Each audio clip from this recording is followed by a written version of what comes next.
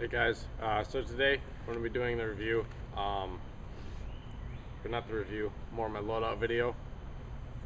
A lot of you guys have been asking me to do this, and I've been putting it off due to work and all kinds of crap. So here I am, I got it for you. This is essentially my Northern Lights loadout for this year. My loadout constantly changes, so whether this is accurate in a couple weeks or months or whatever, I can't tell, but I'm just gonna go ahead and go for it anyways, and hope you guys like it. Hope you guys get some tips or whatnot. I'll start with my gun, just to get it out of the way. I use a Vfc Scar-H. On top I got an Aimpoint T1, a working Pack 15 replica. It's got a light and a laser. And then on my right side I have a Scout Light, or an M600. It's a Surefire replica with the tail switch, the pressure switch running into this replica tango down foregrip. Other than that, it's just kind of your standard Scar-H. I really like it. Suits my play style. So anyway, that's my gun.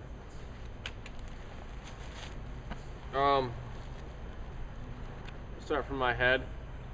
On top I run generally kind of a ball cap. I like it more than a helmet. I generally am playing in the heat or indoors, or I mean a helmet's nice. There's nothing, I don't have anything against them, but I like hats more. They're more comfortable to me, and they definitely breathe better than a helmet does.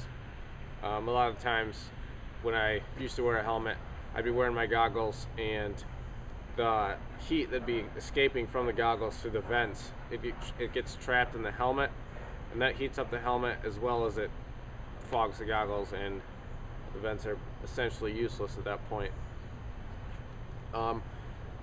For my communications, I'm running Contact 2s, down to a push-to-talk, which runs along to my side here. I got my radio. My radio, I like it out of the way, so it's not in the way of what I'm working with up here with mags and reloads and all that stuff, but I like it in a spot where I can grab it and change channels or turn the volume up and down if I have to. Last year at Northern Lights, I ran on my back, and it was pretty annoying. I had to ask a squad member of mine to adjust it a few times. For a radio, I run a standard Motorola Talkabout. I'm hoping to change that soon to either the Toy Soldier Embedder, or maybe an ICOM or some other kind of high-end radio that will do a little bit better job than your Motorola. My rig, it's a Fly 6094 and AOR1. I'm going to have a review of this coming out soon. I just wanted to get this out first. Anyway, right here I have my Northern Lights patch from last year. That'll change once I get this year's version. It probably won't stay on my rig. I just kind of threw that on there and actually forgot to take it off before this video, but whatever. To the right of that, or to the left actually for you guys, I have a little tan subdued American flag. Underneath that, running through the mole webbing, I got a Sharpie just in case. You never know when you're going to need one, so I have it. In the kangaroo insert, I have a Tag Banshee admin panel. It's just a zippered pouch, and it gives me plenty of storage for dead rags, whatever maps. It's just, I like it more than having kind of your admin pouch up here. It just leaves more room for whatever. Magazines, because I don't use kangaroo inserts, I run 3 up front and 1 on the side here. I have it on my left here just so ease of reload. I'm generally shooting with my right hand or my strong hand. That way when I go to reload, I can come here first instead of having it on this side where I'd have to reach over, which is just bulky and cumbersome and annoying. Or I would have to take my trigger finger off the trigger, essentially leaving me exposed, if you want to get technical, and then have to reload, swap hands, do some funky business. So just to get around all that, I just put it on my left side here. To the left of that, I've got a Canteen Pouch, also an AR-1. These three are also an AR-1.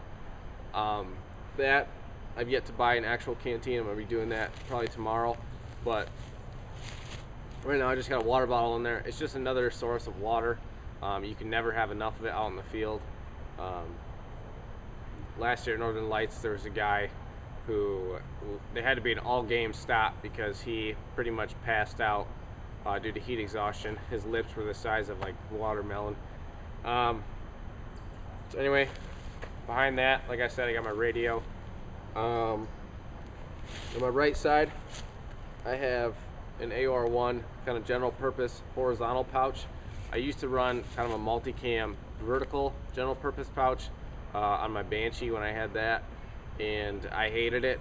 It was huge. It was bigger than I thought it was when I was ordering it.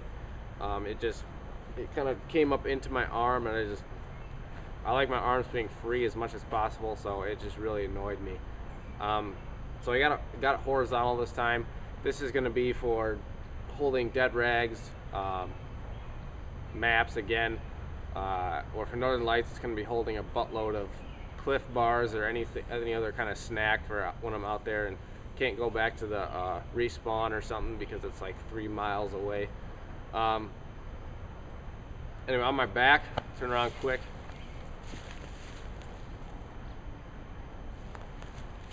I've got a TYR or Tier Tactical, whatever you want to call it, 1.5 liter hydro pouch. Again, just another source of water. Can't say enough how much water is needed on the field. So just more water for me. That essentially wraps up my rig. Right now I'm running just cardboard plates inside, nothing fancy, nothing to brag about really. I'm hoping to get some Team Wendy training plates soon, but I doubt that'll happen before Northern Lights. Down here on my belt, I just run like a standard leather belt. I think it's from American Eagle. I've used it for quite a long time now. It's freaking fantastic. I almost said fantabulous. Wow. Anyway, it's a great belt. On my right here, I run a Glock 17 in a Serpa. I really don't buy into or care about the whole Serpa versus Safariland argument. My Serpa's been fine. I'm sure if I used a Safariland, it would be fine. So the day that I have a misfunction in Airsoft and shoot myself in the leg or the foot, then I'll switch to a Safariland. But until then, it's cheap, it works, whatever. Right now, before I go to that, right here I have kind of your quarterbacker. That holds the map of the AO that we're going to be working in for Northern Lights. Like I said, it's like roughly 2 miles long, so it's nice to have a little grid system on here. So working on comms, you can talk to your squad members, say where you are. If you're dead, you need to respawn, talk to them to get back with them, all that good stuff. On the inside, I have just kind of mission objectives. I didn't really use that last year because we were just practically fighting the whole time, so we weren't really doing missions. Gloves, I'm using Mechanics Impact gloves. They're nice. I've used them for about a year now, and I got no complaints. Yeah. For my jacket right now, I'm wearing a night camo, night vision parka. I think that's what they're called. These were used, I believe, in Desert Storm. They were supposedly make you like invisible to night vision if the enemy had that. It turns out they didn't really work, so it's now just kind of a cool factor that's why I wear it. Depending on how hot it is at Northern Lights this year, I may cut the sleeves off, so I may not. I cut my combat shirt a little while ago, and that was a great decision in my opinion. It just allows your body to breathe a whole lot better, keeps you a lot cooler. Anyway, I know some of you may ask me this. This is kind of custom. These things normally run super long. They're Parkas and they run very big. This is a small, and I'm a big dude. I weigh roughly like 180, 185. I got like a 32, 33 inch waist, and I have a 44 inch chest. So this is a small and it fits me. So that just kind of goes to show you how big these things run. But anyway, this thing would generally be down to my knees, the Parka version. I had a good friend of mine cut it and kind of sew it so it wouldn't fray or whatnot, and kind of tailored it up to like a normal BDU size or a normal jacket size. For pants for Northern Lights, the Renegades, which is the team I'm going to be running on, we're running Woodland bottoms. When I go to play, the crotch won't be blown out like it is right now. These pants I wore at last year's Northern Lights, and I busted them out in like, I think, a few hours the first day. But yeah, shoes, I'm wearing Merrell Moab mids. I forgot the color. They come in like 3 or 4 different colors, so just get whatever kind works for you, or whatever kind you like. Trying to think what else. I think that pretty much wraps it up. Like I said, I'll have a review on the 1694 up soon, as well as the Scout Light and maybe some other miscellaneous stuff. I'm probably going to do a how-to video on how to put together a kit list, or put together your kit, your gear, and I might have some other miscellaneous videos coming out soon. If you haven't already, go ahead and check out my Facebook page, Crevona Airsoft Videos. On there, I've said this in a few other videos, I like to put up stuff on there that I'm selling, or just kind of give viewers kind of an idea of what's coming out video wise. Things that I'm selling, I'll give guys on there a discount, just for fun, I guess. So if you want a discount, or just kind of want to know what's going on, go over there and check that out. Give it a like if you want. I think that pretty much wraps it up.